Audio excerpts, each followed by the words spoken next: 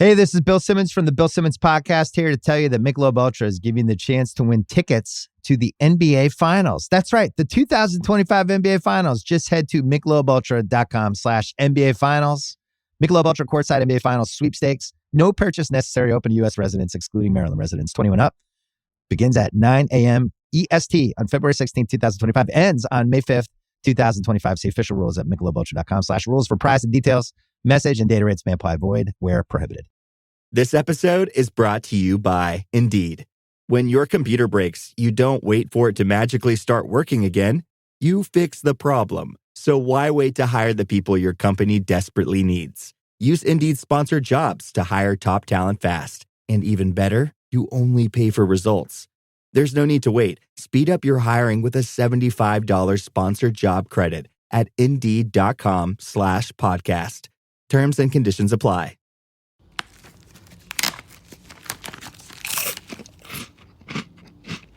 Uh-oh, the last cookie. You can get a new box of cookies in as fast as an hour with Walmart Express Delivery.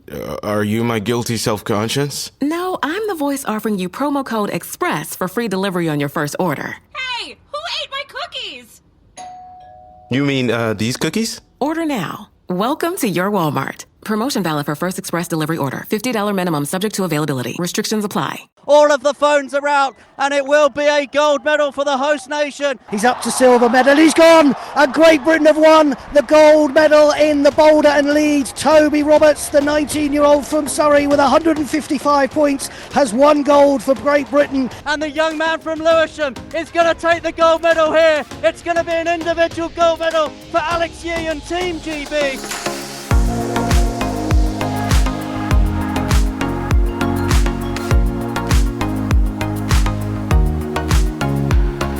After losing out to Kirsty Coventry in the race for the new IOC presidency, Seb Coe, John Ridgen and the rest of the World Athletics team have shown once again how to put on a sporting show. This is Anything But Footy, the Olympic and Paralympic sport podcast, covering the games all the time, rather than once every 4 years. I wrote that on LinkedIn this morning, actually. I'm Michael. And I'm John, and we'll hear from Britain's gold medalists at that World Indoors that Michael was talking about in Nanjing, a championships delayed by COVID. Yeah, 5 years on from the beginning of the lockdowns in the UK, we finally got the World Indoors in Nanjing. And Azu and Anning, Jeremiah and Amber, they were the two gold medalists. And what is it like being the best in the world at something? You kind of just daze off and you're like, what actually happened yesterday? That's real. It wasn't a dream. It just catches you every so often. We'll report on other British success and the other headlines from China. Michael Weadock's Winter Wonders. And we would love you to get in touch. See what we're about anytime. You can find us across all the social media platforms at Anything But Footy. Just give us a search there, whether it's Facebook that you use, whether it's X, whether it's Threads, whatever it is you're on. Give us a search and you can follow the news there. And you can also follow us online at our website, anythingbutfooty.com. There's loads of our work available to listen to, some of it to watch as well. And of course, you can read through our blogs at anythingbutfooty.com. Let's start then with the athletics, the track and field. Seb Coe hot-footed it from Greece and arrived in China to see the culmination of the World Indoor Championships in Nanjing. Pretty philosophical, I would say, from the interviews I saw and heard and read about losing that presidential race. I think in his heart of hearts, he probably knew that it wasn't on the cards. So let's concentrate then on the action on the track. And in the end, originally, they named a team of 13, but they lost a couple. It was a team of just 11 for British athletics. So a terrific medal return, really. Flying home into the outdoor season with 4 medals. Let's just run through it all for you. We'll start with the first medal for Great Britain and Northern Ireland. That came in the 60-metre sprint for Jeremiah Azu. It was his first global title. It came 13 days after winning the European title, and in the same month that his son was born as well. It was a very, very close finish. He beat Lachlan Kennedy of Australia by 1/100th of a second. He finished in a personal best time of 6.49 seconds. And as you can imagine, he was pretty stoked when I spoke to him after. Hello, everyone. I'm Jeremiah Azu, and I'm the current 60-metre world champion. What is it like to wake up in the morning knowing that you are the best in the world at something? Yeah, it's crazy. And I think sometimes we act as if it's like the next day is just another day, and try and just get on with things as normally. But then you get like a 5 minute, you get like lost in thought for 5 minutes, and then you realize what you've actually done, and you're just like, what on earth is going on? I think that's the best way to explain it, because it's not like every moment I'm like, I'm the world champion. It's just like, yeah, you're having a conversation or you're sat at breakfast, and then you kind of just daze off and you're like, what actually happened yesterday? That's real. It wasn't a dream. And it just catches you every so often. So tell us what actually happened. Talk us through the day. I tried to nap, but I couldn't actually fall asleep because like my body's just stubborn, and like it just knows that it's not sleep time. Because I think at home it was like starting to become morning. Even though I've been here the whole time, it's just been so confusing. So I was just laying there, resting with my eyes closed. And then we get back to the evening, get down there around 6 p.m., get straight into the warm up. And the warm up was good. A bit of a shorter warm up, even though I had quite a big break, my body was still feeling quite loose from the morning. So, yeah, kept the warm up quite easy, got in semi-finals, 52. Can't complain, just got straight off the track. Because like being on the track, it can be quite draining. So that's why I always just get straight off there for the semi-final, because every bit of energy matters when you're working with thousands and hundreds. So I just get straight out of there, decompress, headphones on, get in the boots. Then I've only got about 45 minutes until the final, so not a lot of time. And Helen was here, so she was there with me, and she was just filling me with confidence. And throughout the day, she just kept saying to me, you're going to win this, right? You're going to win this, right? And yeah, it's just filling me with the right stuff. I was hearing what I needed to hear. And before the final, I just gave her a big hug, and I had to hold back the tears. And I just said to her, thank you for allowing me to believe in myself again. And she said that it's all in you. And she was just filling me with confidence. And yeah, then went out there. I think I didn't do any blocks before, only when I came out onto the track and I did a practice start.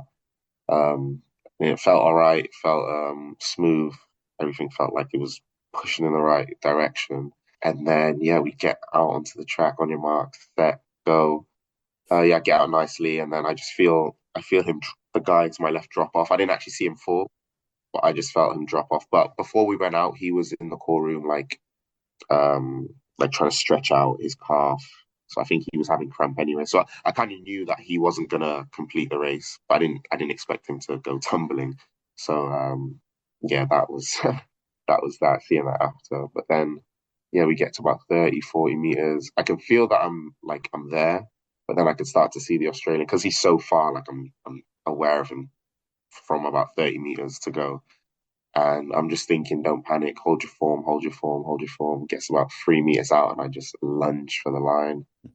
And I was kind of sure I had enough, but like I just made sure the confirmation came up on the board. And then once I saw it, I was just like super happy. I couldn't contain it. Got a bit animated, did like a bit of a lap. And yeah, it was a crazy moment.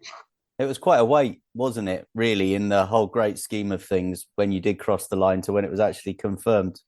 But yeah, on the watching it back on there, it was shown a lot quicker, but in the stadium, it was a lot slower than that. So probably about actually like a minute of waiting, which doesn't sound like a lot, but once you've crossed the line, you've hit the pad, you've come back down, and just staring at the screen for a minute, it feels like forever.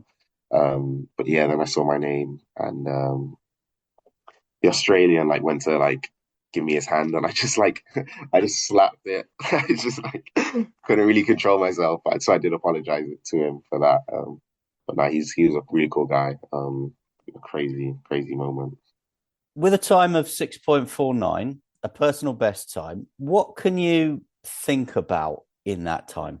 I'm just trying to relive it, because it's honestly all autopilot. Like when I shut my eyes to try and be back in that moment, the last thing I remember is just looking at the line on the start line in my hands. And then till about 40, you can't really remember anything. So it's like all autopilot till there. And then that's when you kind of wake up and you're like, oh, I'm actually in a race. And that's when you can think to yourself, you can either panic and be like, oh, I need to get to the line, or you just relax and just let it flow. Because once you're at that speed, you cannot go faster by trying. You just need to keep doing what you're doing. So yeah, you only really get to think for about 2 seconds, and that's the last 2 seconds of the race, which is it can all be over before you know it. And what a month for you. European title, world title, fatherhood. I mean, I can't believe you couldn't have a nap. This is the perfect opportunity to nap when you're away from a newborn baby, surely. Yeah, I've been having some good nights, full sleeps. Last week was eye opener to what I'm in for. But no, it's been incredible. I can't wait to get back home now. To be myself, just to be with my partner, be with my son. This is all great, and I'm never gonna forget moments like this. But to be there, to hold my son in my arms, it's like there's a feeling that can't. There's nothing that can touch that feeling. I know I've been capable of doing something like this, so it's nice to finally achieve it. To show to myself that the thoughts that I have in my mind of myself, the training that I put in, it's not all for no reason, because yeah, I know I'm capable of it, and I've gone out there and showed the world that I can do it on the stage where it matters. Yeah, that's the fastest I've ever run in my life, and I did it at the moment that matters. And I've said, like, it's hard, and Helen's told me this so many times, it's hard to teach athletes that. So to have that inside me is great, and it just fills me with confidence for the summer to come. Just finally, I mean, what does it mean? How are you feeling emotionally to be a world champion? Yeah, I mean, last night I was up pretty late, and I had all the emotions in the world, joy, tears, all of it. And I can't even really go into it now because I'll start crying again. But yeah, I did have a really nice message from one of my best mates who passed away in COVID. And his brother messaged me saying that my brother always told me that you were going to be a world champion, you were going to be the fastest man in the world. And yeah, that one really touched me last night. Yeah, I had quite a while to took me quite a while to like bring myself back from that. It's those things that you forget about, those conversations that you have with friends that are here or not here, because you know you can do it. So to finally achieve it it's unbelievable. Well, you're enjoying a terrific journey. There's plenty more to come, I'm sure. Congratulations. Huge congratulations again. Well done, and thanks for your time. Thank you so much. Nice talking with you. That was me speaking with Jeremiah Azu, a first global title over that 60 meters, which is a very hard event to commentate on, especially when it's that close at the finish. Also, I thought it was interesting. The Australians, you mentioned he just came ahead of the Australian in that 6:49. Of course, they've had their summer. So they're kind of training and really should really be on form. I know the high jump girls won the gold and silver. They've had their summer, and then you come into the world indoors, which was interesting. But yeah, great for Azu. I thought Olympic bronze medalist, of course, with the sprint team. I remember you speaking to him when you were in Paris at the Olympics, and he had a huge smile on his face there. And interesting that he talks a lot about being with people that he wants to surround himself with. Being back at home, he's moved back from Italy. Of course, the Italians won the Olympic in gold, men's gold, didn't they, in Tokyo? And everyone went to Italy thinking that was the sprint capital of Europe. They're all coming back now, and Jeremiah's back at home. I think it's Helen James is back training as his coach. It just seems happy. And boy, what a month, as you say, European champion, world champion, and a father as well. Yeah, and you know that I really enjoy, obviously, speaking to the British track and field athletes. It's one of the great sort of privileges of my job. And in amongst all of those interesting characters that I do get to speak to, I think Jeremiah is one of the most thoughtful, most candid, and most interesting. And he definitely opened up in that interview there. And in fact, I got a couple of messages from people that heard it that said to me, well, that's as open and as honest as we've ever really heard him speak. So yeah, that was a gold medal there for Jeremiah Azu. The other gold medal for Great Britain and Northern Ireland came in the women's 400 meters. It was a historic win for Amber Anning. She was the first British woman to win that title, and she won despite losing her footing after a bit of a clash with Alexis Holmes of the USA. I thought when I saw it that was probably going to be it for Amber Anning, but a tremendous sprint down that final home straight. She won by 3/100ths of a second. This is her first full season as a professional athlete. Prior to this, she was in the States on a scholarship combining, as she puts it, school and track and field. She did win 2 medals at the Olympic Games in the 2 relays, the mixed relay and the women's 4x400 as well. She then had that terrible moment where she was DQ'd at the Europeans, disqualified at the Europeans. So she bounced back in spectacular fashion. Hi, I'm Amber Anning, and I'm a world indoor 400-meter champion. Amber, I know you've had a little bit of time now to reflect on the achievement. How do you reflect on what you've done in China? Well, a lot of grit and determination is how I reflect. It definitely wasn't a perfect race. I've visualized it so many times, and that was not like an image that I had imagined how it would go.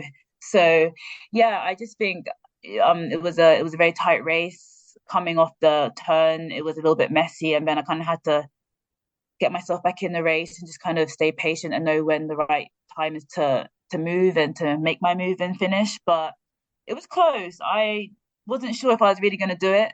I knew I was strong, but I wasn't sure if I just had anything left in me and my legs. But I just felt like I've done so much work to get here now, and I'm not going to let this title just slip away like that. So I really just gave it my all and dipped and saw the clock, and I was up on number 1. So very, very blessed and very grateful.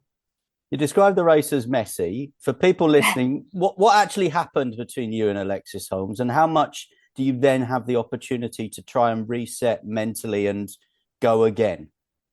Yeah, so in the indoor 400, it's a 200 track, so we have to take the break. We're kind of all coming from different lanes and then going into the first lane because you want to run it in lane 1 as it's less distance. So yeah, both of us kind of were there. I'm actually not sure who had the break. I thought I had it, but she maybe had it before me, and it got a little bit close. So I kind of was like pushed to the side a little bit and stumbled and kind of lost my footing.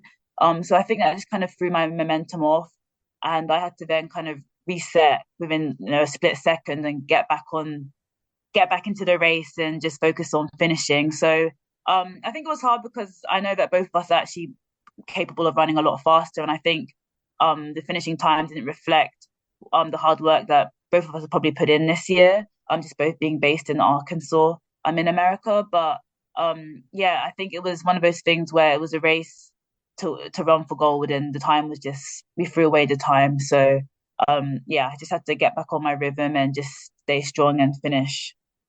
Yeah, championship racing is all about getting over the line first, winning the medals. What does winning a gold medal mean to you? Because you had a fantastic season last year, a couple of medals at the Olympics, 5th in the individual final, which was amazing in Paris. But to have a gold medal in your pocket today?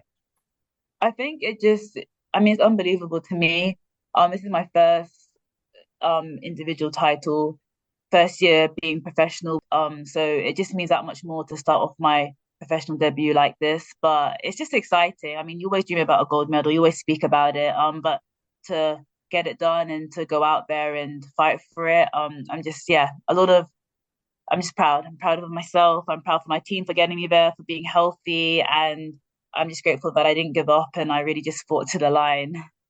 It's lovely to see you smiling, because in Appledorn we saw you crying. How much did that fire you on to what you've done this week? A lot. I think again it was just that added motivation. Like now I'm coming in with a purpose.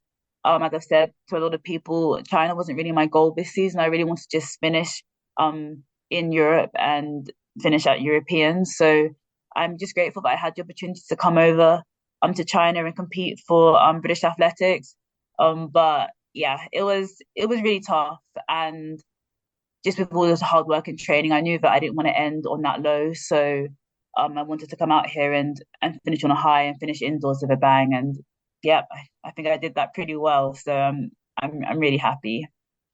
You mentioned obviously this is the first time that you've kind of been full-time as an athlete this year.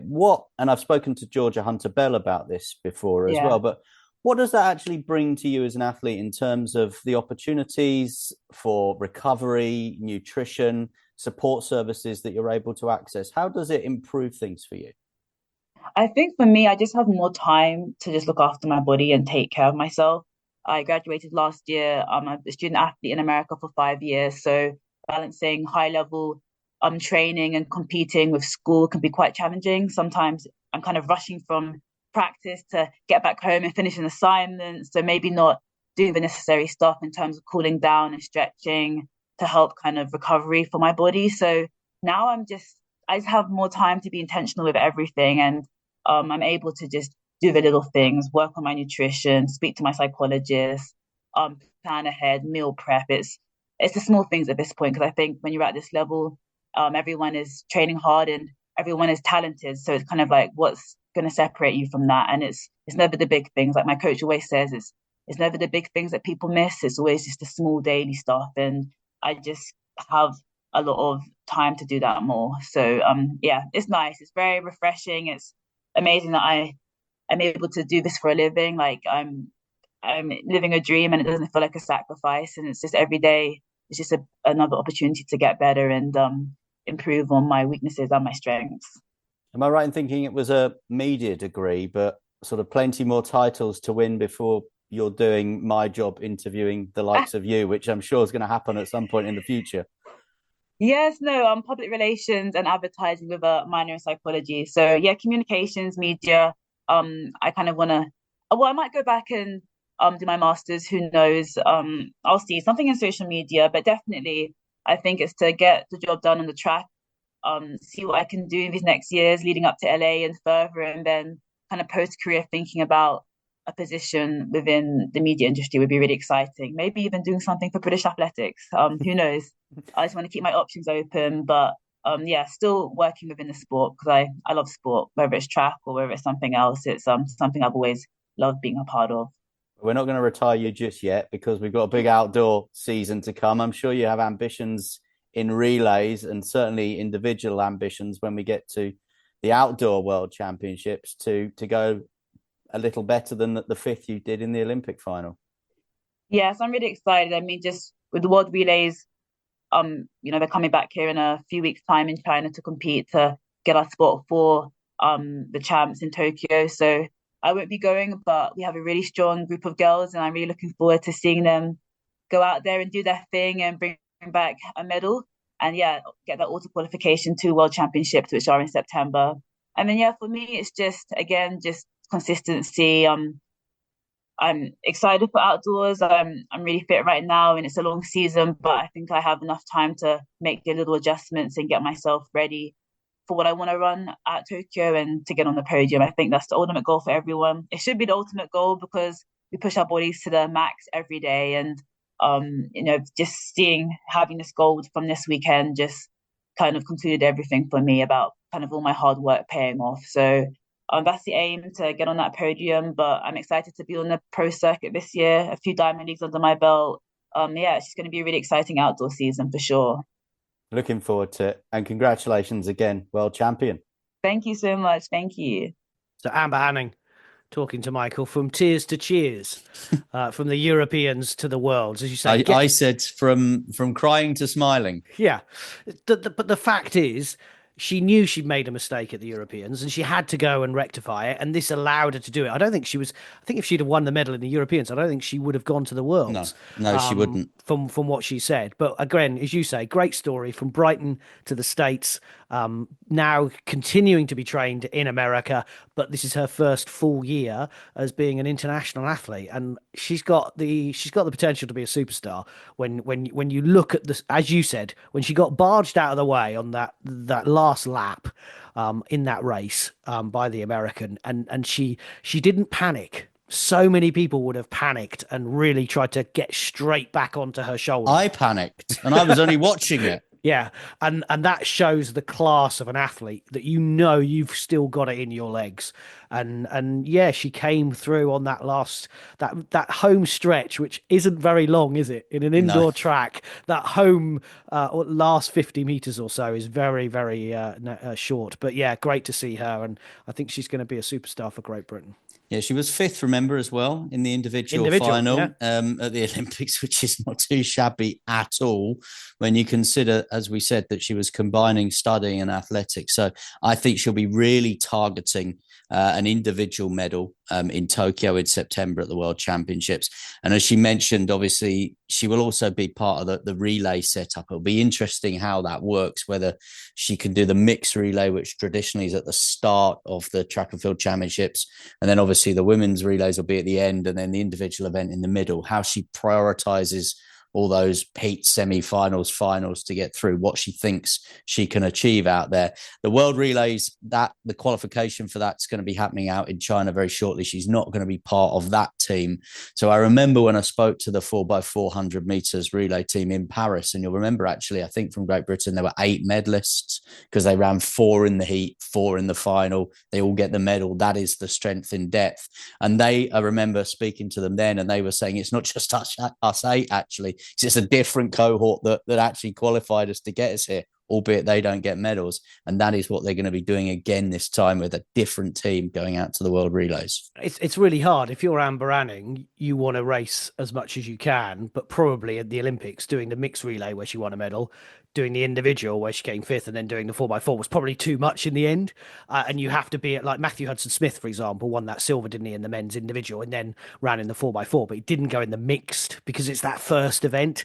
But it's also great, as we saw, to get a medal in the first day and kick on from there from a British point of view. So yeah, lots to weigh up for the selectors. Martin Rooney has his work cut out. And I think actually there's a lot of parallels between the story of Amber Anning and another one of our medalists in China, which is Georgia Hunter-Bell, because again, Georgia Hunter-Bell, I mean, this is how far she has come in 12 months. And we've discussed her numerous times. And there's not a lot new I can say about her on this podcast. But this is an indication of how far she has come in the last 12 months, that she finished 4th at those European Championships in Apeldoorn.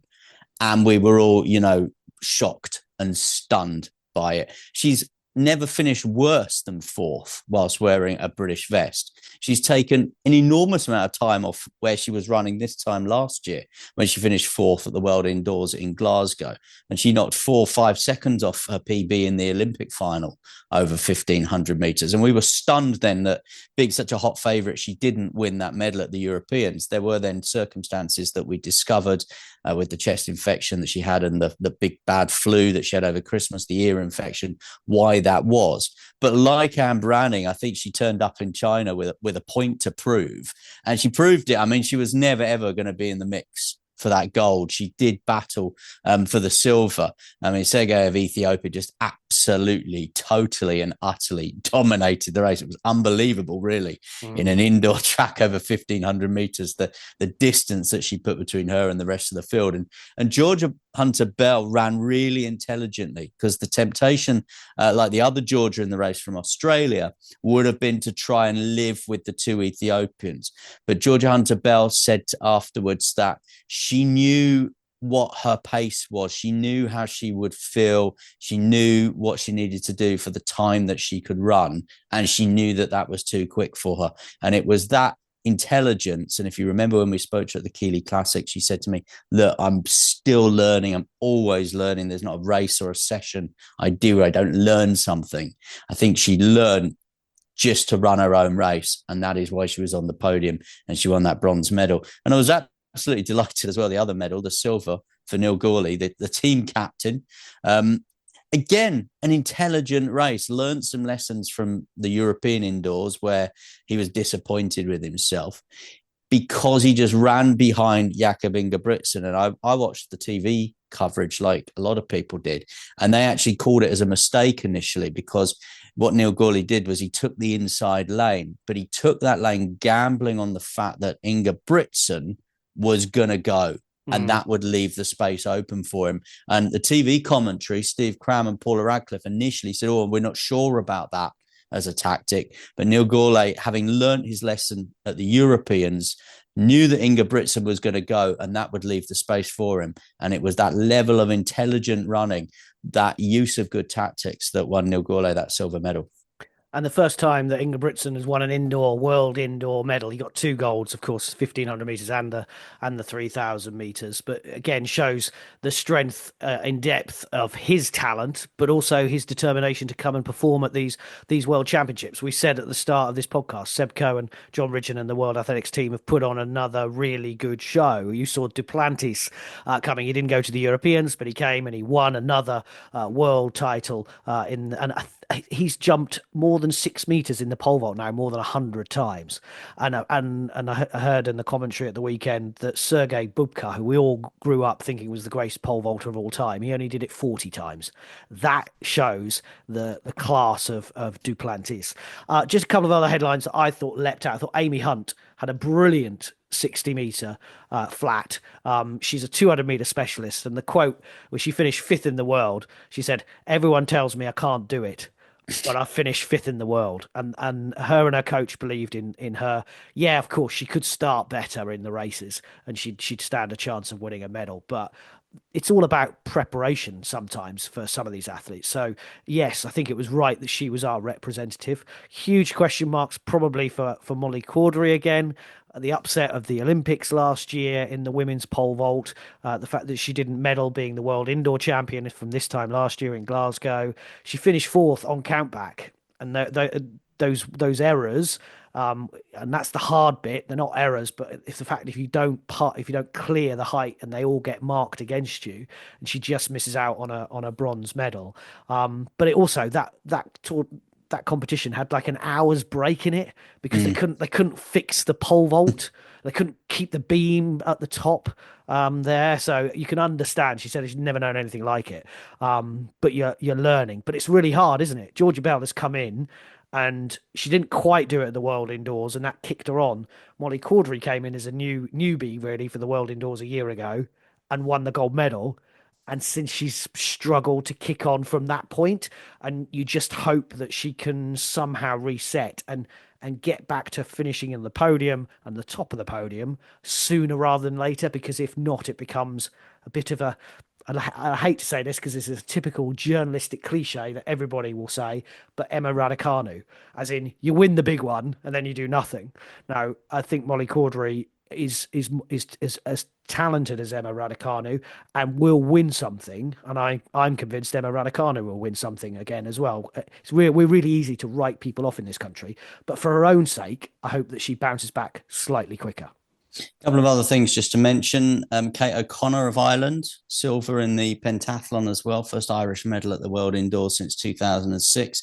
And Grant Holloway well. Third consecutive 11 years. 11 indoor years. He hasn't lost in 11 years. Do you remember growing up, it was Ed Moses, wasn't it, who was always the one that had never been beaten? Grant Holloway, I think it was his 93rd consecutive race victory that I won. And just to recap, just finish, where we started this roundup with Ingebrigtsen, 19 international gold medals now.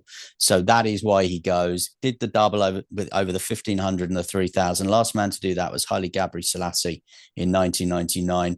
Did the double at the Europeans as well.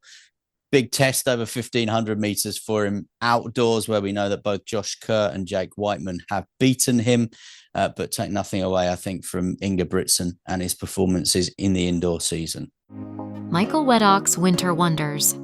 Let's just wrap you up some of the other headlines. At the Freestyle Ski and Snowboard World Championships in Switzerland, defending champion Mia Brooks of Great Britain finished 6th there. I think slightly disappointing. I think a few people thought that she might go on and win that one. We also saw Kirsty Muir, of course, back. The 20-year-old Scot has recently returned from a very serious knee injury. That sidelined her for almost a year, but back with a bang. She won her first World Cup competition in France earlier on in the month, and she followed that up with a solid 6th place finish in the ski slope style events at those free ski world championships in Switzerland. So that's hugely encouraging. Of course, we are less than a year away from the Winter Olympics, and we do have more events to come for our British skiers and snowboarders as well with the big air. But the big headline is not on the snow, it's on the ice. Curling. And I can tell you that Scotland have secured a quota place for Team GP at the Olympics. So they will get the opportunity to go there and try and defend that gold medal. I think it will be very, very tough. very tough for them to defend that gold medal won by Eve Muirhead, but skipped by Sophie Jackson and her rink. They reached the playoffs. They did lose to the world number one, Canada, but importantly, they secured that space at the Olympics for Team GB. So Italy are there as hosts. Team GB are there now. Canada, Switzerland, South Korea, Sweden, Denmark, and also the Chinese. And the British Gymnastics Championships took place in Liverpool over the weekend, and some new names to keep an eye on. We're seeing a bit of a change of the guard, if you like, with the retirement of Max Whitlock and other names that you may well remember from Olympics gone by. But congratulations to Jamie Lewis from Woking. He was crowned the men's all-round competition gold medalist, a standout gymnast, I'm told, through both his junior and now senior career, and he's the 62nd gymnast to claim the British title. That's not a bad thing to have on your CV, is it? You're the best in Britain in the men's all-round. Alia Liat from the Heathrow Gymnastics Club. Hopefully she got a flight up to Liverpool slightly earlier than when there were issues last week. I'm joking. She's the 47th female gymnast to lift the trophy in the all-round competition. Luke Whitehouse from Leeds was crowned the 2024 floor champion, which was great to see. Jamie Lewis, all-round champion as well, took over the gold in the pommel horse, with Jake Jarman taking silver. Courtney Tulloch, who of course missed out on the Olympics, reclaimed his title as King of the Rings with a stellar performance, with Harry Hepworth, who did go to the Olympics, in second place. And in the horizontal bar finally, Jamie Lewis of Woking took gold as well. So some great performances and some new names to keep an eye on in the world of gymnastics. So do follow Anything But Footy. You can find us on all the social media platforms, bring you bang up to date there on all the latest Olympic and Paralympic news. You can also read our blogs and watch and listen to what we do at our website, anythingbutfooty.com. And don't forget as well, you can find us on Spotify. Listen to our Olympic themed music playlist. We love that. And do stay with us as we're moving on to Milan and looking ahead to LA.